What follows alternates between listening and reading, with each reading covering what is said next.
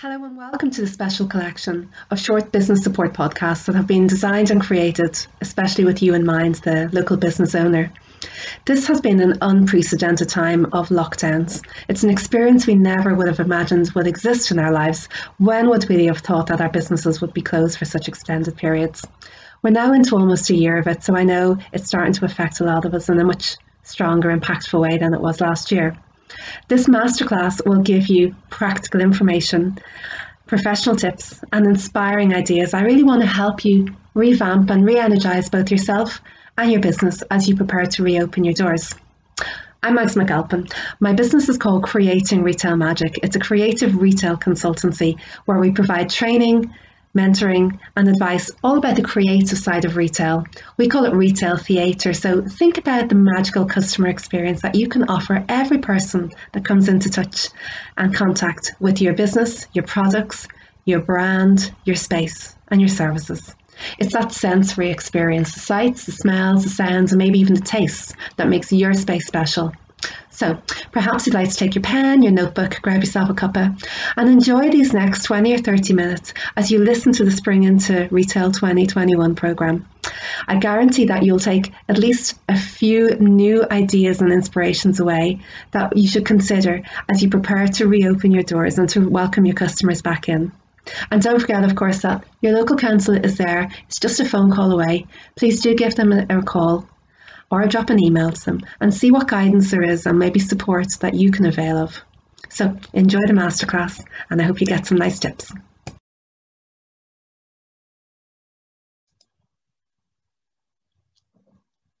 Hello and welcome to your social shopfront. This is the masterclass in the collection of masterclasses for the Spring into Retail 2021 series. What we're going to be really looking at in this session is how to make your social media marketing matter. We have lots of experience now and day in, day out, we have to do our online marketing. But what I really wanted to do was to put together a short webinar, a podcast that has lots of salient and useful tips because we're so time short at the moment. How do we make it matter, the things that we're doing? I'm very excited for this session because I know I definitely am going to benefit from this. Our expert speaker in this session is Ashley Watson of Copper Square. Founded back in 2015 by Ashley Watson herself, Copper Square helps businesses connect with their customers online in a really creative and of course a profitable way. The marketing consultancy, it does special in social media strategy, management and training right across all sectors, so all types of businesses and all sizes throughout the UK and Ireland. Recent projects with clients would have included the likes of Heineken, for example, the Portaferry Arms, and so many local businesses, both existing businesses, startups and pre-starts, right throughout artists, makers, food producers, all across Northern Ireland. Again, our speaker, Ashley Watson, will be joining us now, and I'm really, really excited, and I'm certainly going to be asking her lots of questions and information that I think will definitely be useful to you. So without further ado, if we could welcome her in. She's just come in. Hi. Hi, Max. Hello.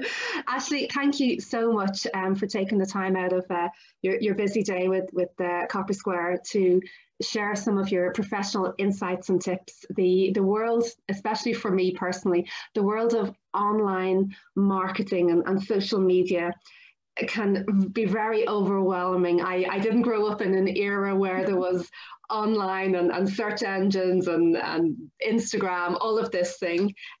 So there are times I just feel very, very overwhelmed, which is why I'm really excited about this session and how you can guide us. Oh, thank you so much, Mags. No, I'm delighted to be here with you. And I think now more than ever, the world of social media and online is so important, especially for business owners, in order to still stay open and stay connected with our audience as well. So hopefully that the presentation that we're going to do will share some really insightful practical top tips for business owners today.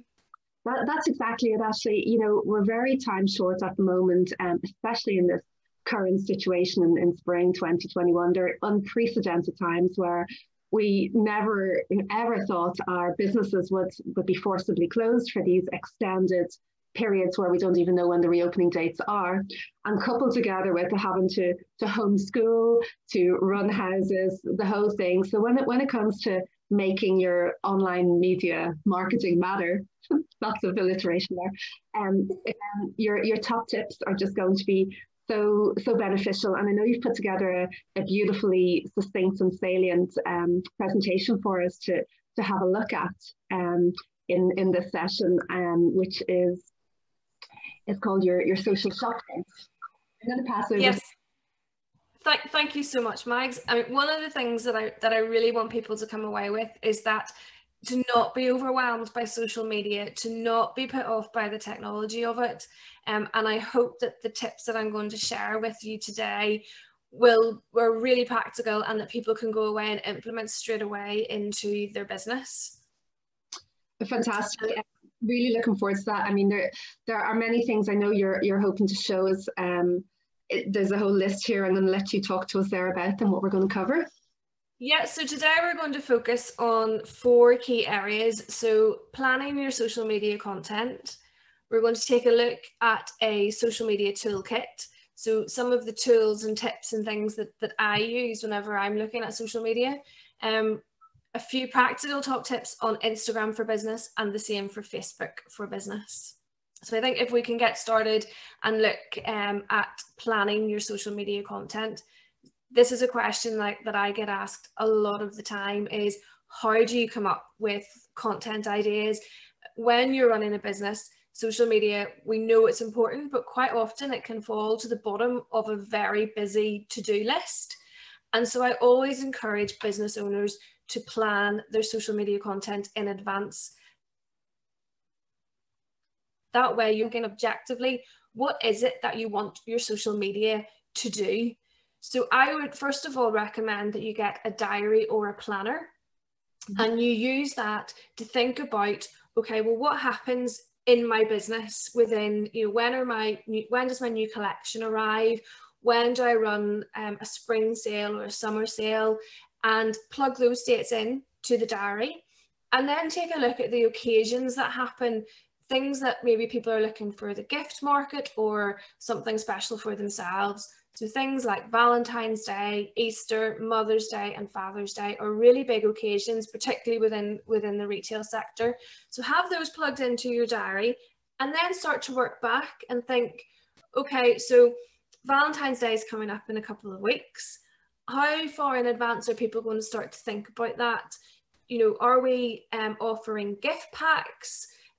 What sort of things are we putting together to make it really easy for the consumer to purchase for these occasions?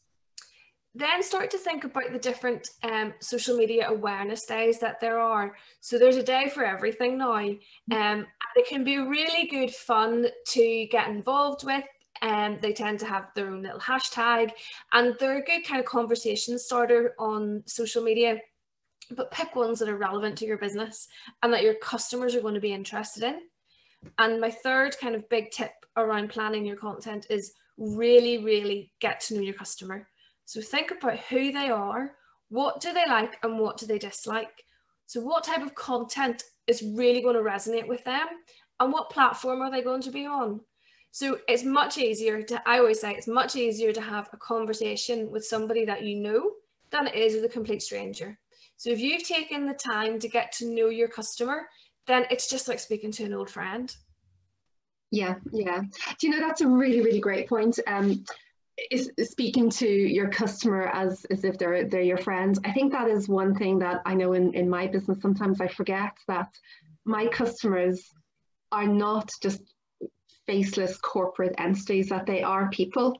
So maybe in my own social media, content, that's where I could start that could be the one thing I take away from this session, is maybe to start thinking in a more personality and personal connection kind of way. Yeah, absolutely. I mean, the number one rule in business, people buy from people. That's true. And in particular, in Northern Ireland, we are such, a small village of people, and everybody knows everybody, and that you want that personal connection with your customer. Mm-hmm. And you can really use your social media to connect with them now that we're not getting that face-to-face interaction with them. Absolutely, it's really important to be able to connect in another way. And one of the questions I know I would have, and other clients of mine would ask as well, in terms of scheduling, how far in advance are there guidelines? How far in advance do you start promoting that event? There's no real kind of hard and fast rule with it, because you don't want to do it too early that people forget about it, and you don't want to leave it too late that it's completely meaningless and everybody's already bought the gift. So I would try and think about, even in terms of, okay, is it click and collect or is it postage? How long do I practically need to leave for somebody to make a purchase? And also just think around like seasonality of things. That people are starting to talk about Valentine's Day and home cook kits and gifts at home and things like that. So I would be starting to get involved in those sorts of conversations now, which is probably 3 to 4 weeks in advance, really. Because you want to stay relevant.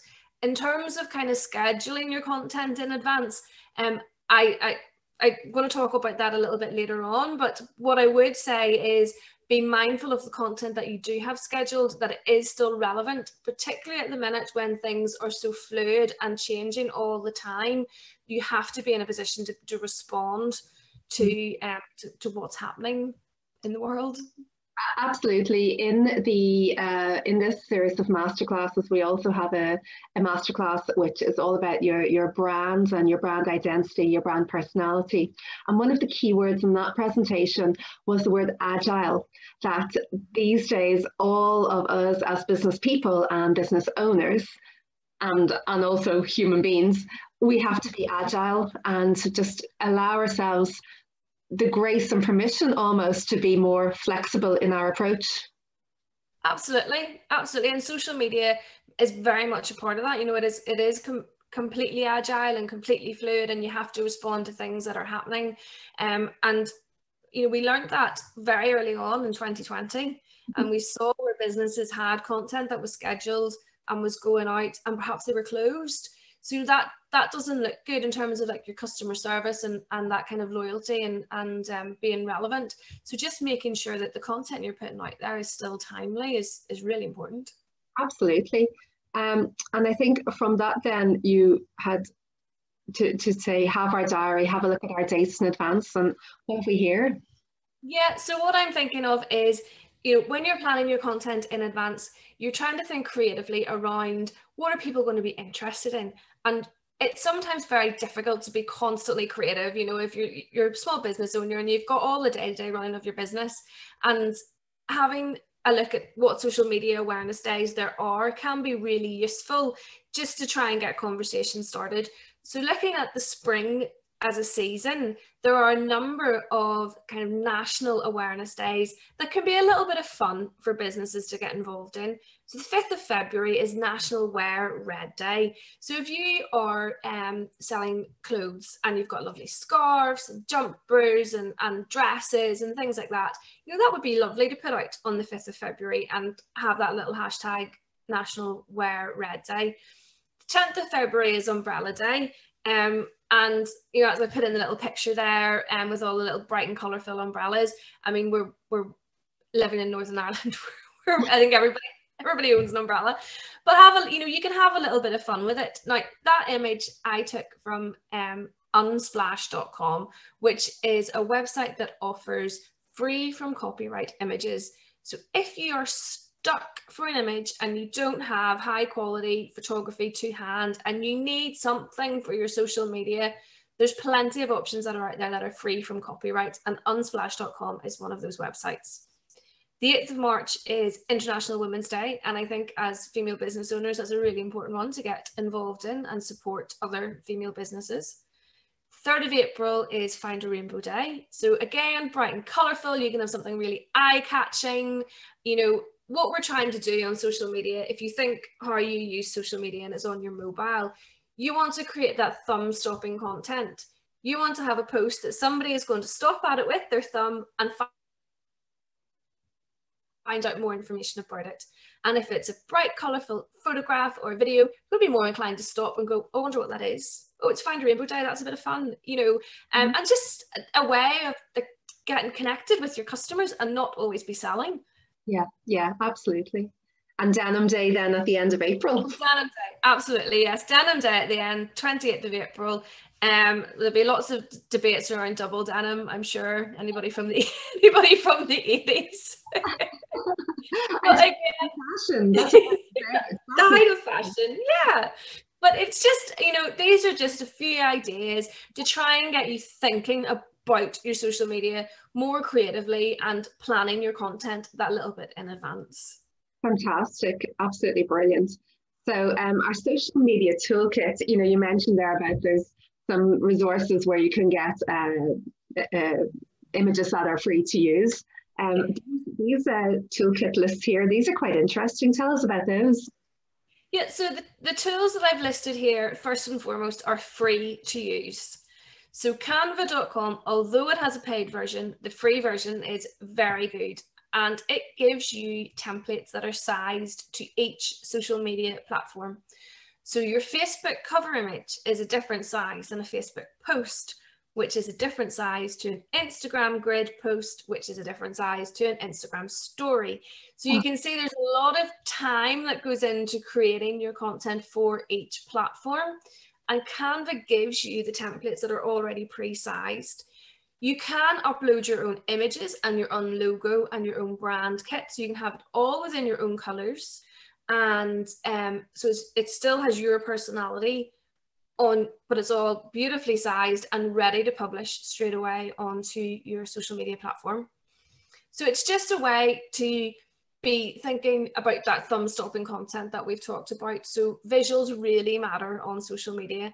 And so if you're using a tool like Canva, it will really help make that content. The second toolkit is Creator Studio.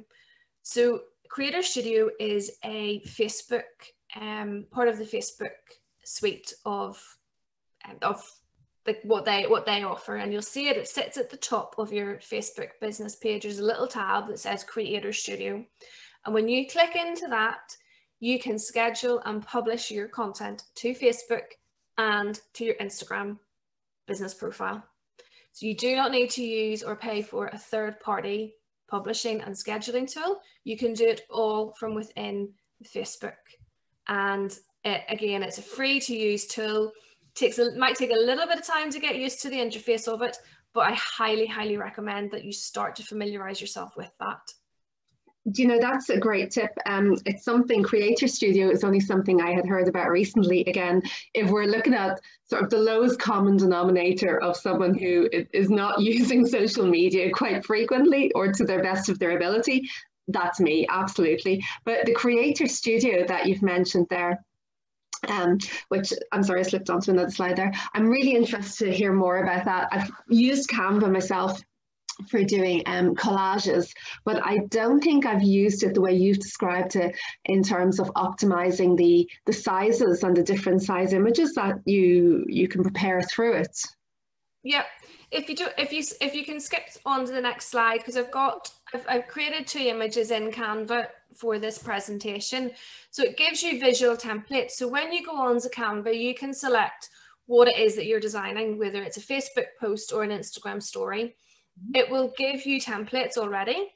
So the 2 that are there, spring sale now on, all that I did on that post was change the text to the image of the girl, the colors, everything. That's what was there on that template. And I just changed the text to say spring sale now on and put at the bottom www.yourwebsite.com or whatever, make it unique to your business. Okay. The other graphic that I designed was 5 ways to wear a scarf. So, trying to think about, right, okay, social media is about being social. Not everybody goes to Facebook or Instagram to make a purchase. They go to connect with their friends and connect with their family and connect with businesses and brands that matter to them. So you're not always selling, like obviously selling, you're giving value in your content. So if you're informing people, we've got a spring sale that is happening, but you're also informing and giving value in, okay, here's how to, like 5 different ways to tie a scarf or wear a scarf. So in so doing, you're getting engagement and you're getting people involved within your social media. Now, there are little graphics that were created within less than 5 minutes on Canva. Right. And what you can then do is, so say for example, that spring sale now on, I wanted to use that image as my Instagram story. At the top left on Canva, you can resize it for your Instagram story and it stays the same. You're not having to recreate a brand new. I want to just go and do that right now. I know we should not be leaving our masterclass to go and do something. I actually want to go and do it now. That is my takeaway with love. Thank you. You're very welcome. You are very welcome. I'm sure there'll be more, but so that's great. So you go onto Canva, you choose, there's a list, there's a menu there that you can choose what platform you're doing your image for. Yep. Do your thing, and then you can choose another platform and use that image for that. Absolutely. So you have continuity and consistency across your social media, across your whole brand, and it's the click of a button. You're not having to go in and create a new one from scratch. Oh, great. That sounds fantastic. And the other one then you mentioned was Creator Studio. So this is a thing I've really come across recently to my chagrin, but tell us about that. So Creator Studio is part of Facebook. And when you go onto your Facebook business page, you will see at the little top in the menu bar, Creator Studio, and the little icon is there. It's like the little like chalkboard you'll see at the top. Now, when you go onto it, the top bar will be blue to let you know you're on your Facebook page. When you click on the Instagram icon at the top bar changes to purple. So you know you're scheduling content for your Instagram page. Okay. So I think that's really helpful to know, because when you're on the platform and you think, oh, where am I scheduling this to? Where's it going? Okay. You can see quite clearly from the top. Yeah. It connects. Sorry? Blue is for Facebook. Yeah. And purple is for Instagram. That's right. Yeah. Great. Okay. So when you go on, you will type in your content. So put in your wording for your post. You will upload your image or your video. And then you will schedule it at a date and time that you want that to be published. So it allows you then to get on with the day-to-day running of your business or the day-to-day management of your shop, because you have planned and you have thought about your social media messaging, and all that's left for you then to do is to manage that and respond to comments and inquiries that are coming in. But it means your social media is actually working for you, and you're not sitting on a Tuesday night thinking, oh my goodness, I haven't posted anything, and you just post something up for the sake of it. And then you wonder why social media doesn't work for you. So it's just, these are little tools and tips to try and get you thinking that a little bit more in advance and try and get you using social media a little bit smarter for your business. Absolutely. Do you know, that even is music to my ears, because I'm thinking aloud here. If I have a meeting in my diary, whether it's a Zoom meeting or face-to-face, then I know that's scheduled in and I will be attending that. If I don't put things in my diary, truthfully, it don't happen. Yeah, basically, it doesn't happen. I was trying to give myself a bit of leeway, thinking, does it happen? No, it doesn't. But how do you, as a professional, how do you manage your own business? When do you book in time to do this for you? So I recommend at the very start of your working day, so whatever your kind of working pattern might be, that at the very start of your working day, you work on your own business. So before you start working in it, you work on it. So you start to think about your own marketing, think about your social media, your website, whether you need, what packaging you might need, all those kind of things that you're working on your business. And the reason that I recommend you do it at the start of your working day is before you lift the phone and listen to the voice messages or look at your emails, your head is fresh. You're not cluttered with all the nonsense that comes with running your own business. So you're looking at it with a fresh head, and it becomes part of your routine. When you start to build something in as a daily activity or a weekly activity, it just becomes part and parcel of your routine and not another thing that you have to do. Yeah. It's almost like in the morning, just get up, get your shower first thing, because I'm dressed, because if you don't, it's lunchtime before you realize it. Again, the opinions expressed are personal. fantastic. So just get stuck in there and get it part, as you say, they're part of your daily routine. That's it. Yep. Brilliant. Do you know, I'm really enjoying this session. Thank you. And I hope our viewers are too. I'm sure they're already getting some great tips, as I have done there. We're halfway through at the moment. So let's see what you have next for us. Okie dokies. Okay. So what I wanted to really do was give some really kind of tangible tips that people could take away. And I focused on Instagram and Facebook because they are, let's be honest, the two biggest social media platforms. And I think they're the two most relevant to the retail sector. If we look at Instagram, we're going right back to the very basics here, because if you haven't got the foundation blocks right, there's no point in continuing with it. So make sure, first thing, make sure your Instagram business profile is set up as a business in your business name, that it's not a personal profile. So it needs to be a business profile. It needs to be a business profile to allow you to advertise, to have access to all the insights and analytics that you get from having a business profile. On Instagram, you have one link that goes from your bio, and that should go to your website or your online shop. That's the one place that you want to send people to. Make the most out of all of the content features that are available to you on Instagram. So you can publish to your grid, which is your lovely little 9 block on your Instagram page. You can publish to stories, which sit at the very top on Instagram. They only last for 24 hours and they're a place where you can have a little bit of fun. Or you can create a reel. So reels are, okay, I suppose Instagram saw how popular TikTok was becoming, and they have taken the best of that and made it available on Instagram. So they're little live videos, and you can have a little bit of fun with them and add in captions and add in music.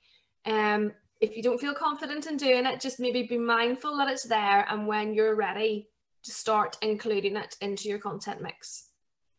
Also take a look at the hashtags that you're using and make sure that they're relevant to your industry and your audience, that you're not just hashtag stuffing, that you're actually picking the hashtags that people are going to be interested in. And people follow hashtags. So have a look, do a little bit of competitor research, have a look at what hashtags other people are using and pick the ones that are most relevant. So whether that is streetwear, hashtag high street, obviously there's a big push on support local, made in Northern Ireland, home interiors, all those kind of things. Just make sure that they're relevant to your audience and to the actual piece of content that you're publishing. And really important, as I've said before, social media is about being social. Acknowledge people's comments and engage with your audience. It's not a one-way, it's a two-way conversation. You're putting out a piece of content and you're asking people to engage and respond. The nice thing to do is to acknowledge that. So think about how you interact in the real world and try and be that nice person on social media as well. No, it's great. And again, between these wonderful expressions I'm hearing from you, thumb stopping and hashtag stuffing. I love it. Hashtags, I have tried, to mindfully use hashtags when I'm doing my own Instagram posts. And I do keep it quite industry specific in terms of retail support, creative thinking, Northern Ireland, visual merchandising, those type of things. But I'm kind of choosing words or hashtags, expressions that I think are right. Where might I find ones that are either popular so that I should use them, or maybe more importantly that I shouldn't use them in terms of therefore I'm not going to be visible? Yes, so you can do hashtag research. So if you go to the search bar on Instagram and type in hashtag leisurewear, you will see the volume of content connected to that particular hashtag. There are also websites out there, so there's hashtagify.me, that you can go on and research the hashtags that are relevant to your industry or to that particular topic. And I would suggest that you do a little bit of both and have a look at your competitors and see what hashtags they're using, and look at the volume of people that are following those hashtags as well. So you want to be sitting somewhere, you want to be fairly specific and niche to what it is that you do, because you don't want to be getting lost in the hashtags that have millions and millions of of content around it. So there is a little bit of work to do around that.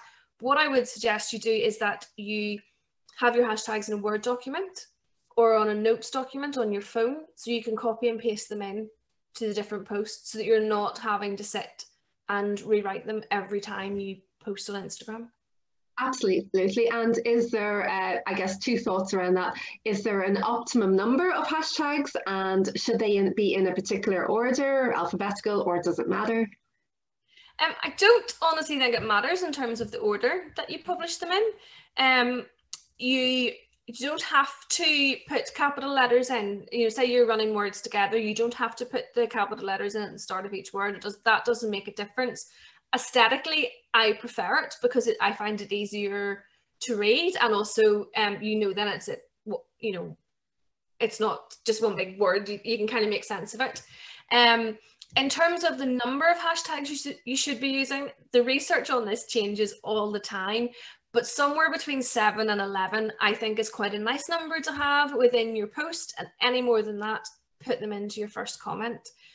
For me, it's more important that they're actually relevant and that you're not just firing a load of hashtags in for the sake of it, and it can end up looking a little bit spammy otherwise. And do you put them in the main content of your comment, or do you return space and do like a full stop, another space, and a full stop to basically give some space between the message before you put in all your hashtags? I do that because, again, I think it's just aesthetically, it looks a little bit nicer. Yeah. It's a bit cleaner to read. So you've got your message, and then you've got a little bit of a break, and you've got your hashtags. And then anything kind of more than sort of your 11, I would put those into your first comment. Oh, yes, I see what you mean. Yeah. And is it okay to include the hashtag word in the comment? Yes. Mm-hmm, yeah. Mm-hmm. And one other thing to ask you about Instagram. Why do some people, when they're putting an Instagram post, or maybe even Facebook, I'm not sure, but on Instagram I've noticed this, that they will put another person's name with the @ in front of their name in the body of the comment? Why do they do that? So if I was putting up, for example, if I was putting up a post on my Instagram to talk about the Spring into Retail program, I would include your Instagram handle, so @ Creating Retail Magic.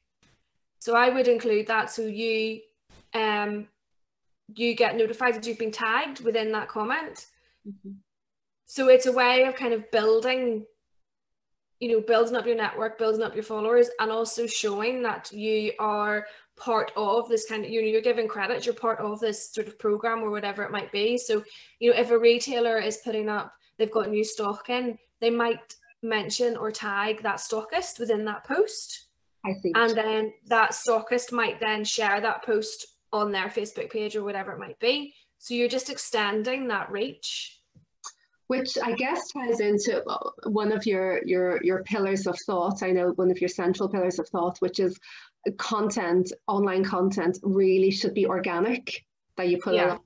I know you will talk to us more about that, but I guess that really brings home that train of thought, doesn't it? Yeah, absolutely. It's, for me, and everything that you're going to hear in this presentation is about getting the basics right, getting your organic content right, and building up your audience kind of organic and natively without, the tools that I've shown you don't have a cost against them. The only cost that you have is your time to sit and do this. Yeah. And all the tips you're giving us in this session, I'm finding so useful, because they sound like they are also time-saving tips, which is something that I really appreciate. From your Instagram top tips there, tell me about Instagram stories. Again, I have a feeling I understand about them, but I probably don't. Well, Instagram stories, I think, are really good opportunity for businesses. So if you look at your phone and look at Instagram, and Instagram stories sit at the very, very top. As soon as you open Instagram, the first thing you see are Instagram stories. In marketing, we talk about putting your most important message first. So Instagram want users to go into their stories, before they scroll down and start to look at their newsfeed. When you hit on an Instagram story, it will play to the next, to the next, to the next. And so it's a good opportunity for businesses to get their content in front of their audience. You want to be front of mind, and there's no better place to stay front of mind than on an Instagram story. So with Instagram stories, you can post updates on new stock arriving. You can do a little quick show round of your shop or your showroom.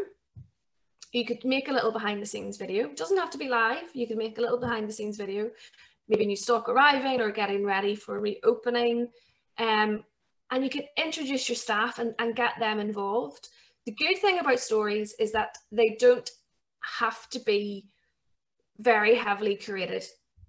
They can be raw, they can be a bit rough and ready, they can be a bit edgy. They're a really good place to show your personality. Mm-hmm. And I would be recommending to businesses to start to use Instagram stories on a daily basis. Yeah. So think about, using that content mix. So you've thought kind of strategically about the message that goes out on your grid, but every day your Instagram stories it's a place where you're keeping your customers informed of what you're doing. You're letting them know things that are happening. But it's quality over quantity. Only say something if you've got something to say. Mm-hmm, mm-hmm. And if you've made a little story that you particularly like, but then it disappears after 24 hours, the Cinderella effect almost, is there a way of maybe saving your Instagram story that you can keep it? Yeah, there is. So you can, if it's a really good story and it's got really good engagement and you want to have that longevity with it, you can highlight it. So you can add it into your highlights. So underneath on your Instagram profile, underneath your bio, you have a little space where you can put your highlights and you can categorize them. So you could categorize them as new stock or top tips or events or whatever that category might be. And so you can add your stories into those highlights so that they have that a bit of a longer shelf life.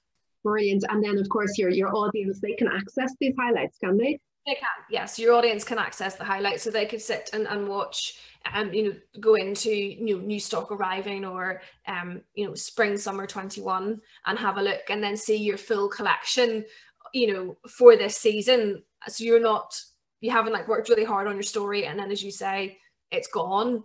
It's there and it's highlighted for people to see.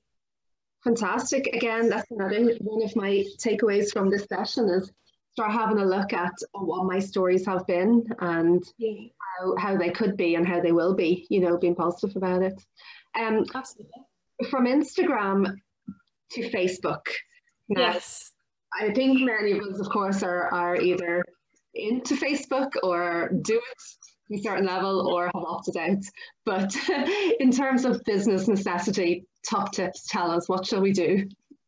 Okay, Facebook, I appreciate a lot of people have a love-hate relationship with it, but in terms of using it as a platform to market your business, without a doubt, I mean, look at the number of people that are on Facebook and you'd be missing out on that engagement and interaction. So in terms of my top tips, go back and look at your about section, because I bet when you created your Facebook page, you did it in a rush. And you thought, I'm just going to create this and get it up there. So you maybe haven't filled in all the information, or you might have changed your phone number, or you might have updated your website address or whatever it might be. So go back in and double check that the information that's there is up to date and relevant. You have a section on your opening hours. So you can select, if you open specific hours during the week, or if you're only open in the evenings, whatever that might be. And with COVID, Facebook have added a little section on whether or not there are delays with shipping or packaging, or your normal trading hours have been affected. So go in and check that box as well to make sure that it's up to date and relevant to your business. At the top of your Facebook page, there's a little blue button, and in marketing we call it your call to action.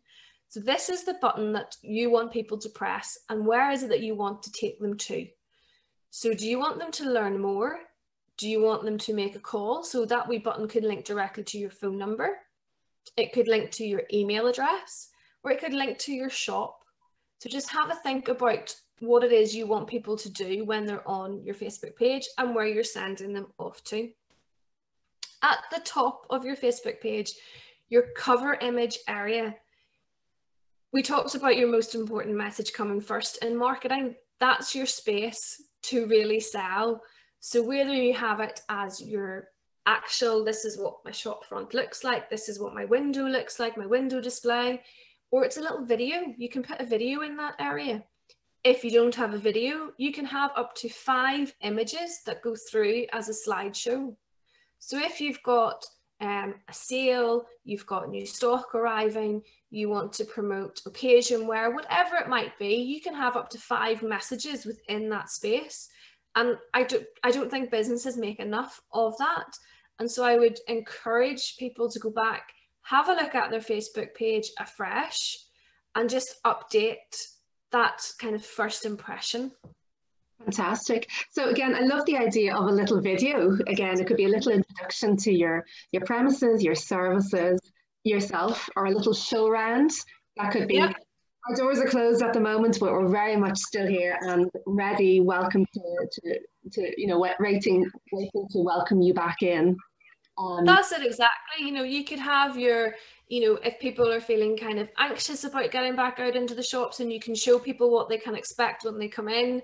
If you've made changes to the layout, if you have a queuing system at the door, you know, you can really explain and involve your customers within that. Yeah, I love that idea. And again, it could also be seasonal. So if you can have up to 5 images, for example, in your slideshow or your video, it could be tying in with, you know, we're springing into retail, we're hopefully starting into a new period, and really messages of positivity and hope, and then change it for winter, autumn, things like that. Or even, as you mentioned earlier, tying it into your content calendar. So have something fun for Valentine's, something fun coming up for Easter, etc. Yeah. I mean, this is your social shop front. Yeah, you know, yeah. So if you never updated your actual window display, this is the same as that. Yeah, and of course, who would not be updating their window display? You know, exactly. Yeah, I recommend at least a tweak every week to your products, and you know, a theme or a scheme change every 4 weeks or so. So why should we not be doing this with our social shop front, as you say? Exactly. Let me see on your next one there. You've got some more little tips, because we're in our home run now. My goodness, we're in our last. So what's your last few tips for us on Facebook? Final few tips on Facebook. Make sure your profile image is on brand. Remember that first impressions actually really do matter. And so you want, I mean, your profile image gets down to a very small circle on Facebook. So you really want to make sure that it stands out, and it, whether that be your logo or your headshot or whatever that is that reflects your brand. Try and use all of the content features on Facebook. Facebook is much more than just sticking up a post, which is what people tend to do. But you can create events. So announce, you know, make a thing about reopening. Make it an occasion, a special launch, new stock arriving, get people excited around it. The benefit of creating an event is that a Facebook user can say they're going or they're interested in going. And that notification then goes to the Facebook users network. So if you were putting up an event, Mags, and I as Ashley Watson said, oh, I'm going to go to that, my friends would see that. And then they would think, oh, they'd probably think, where's Ashley off to now?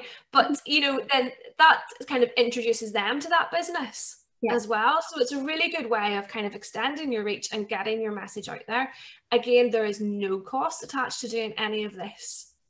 Yeah. You integrate your shop online to your Facebook page and to your Instagram page. So you can sell from Facebook and Instagram. And I would recommend that businesses start to look into that. And you do that through the platform called Commerce Manager on Facebook. Okay, fantastic. Again, the same as I recommended with Instagram. On Facebook, acknowledge comments and engage with your audience. So don't just put up a post or, you know, a little video or whatever it might be, and then leave it. You know, go back on and answer people's questions, thank them for commenting, you know, try and get that conversation going, because the more activity and engagement that you have on your Facebook page, the better it's going to be for your business, and the more you're building up that loyal customer and that loyal audience.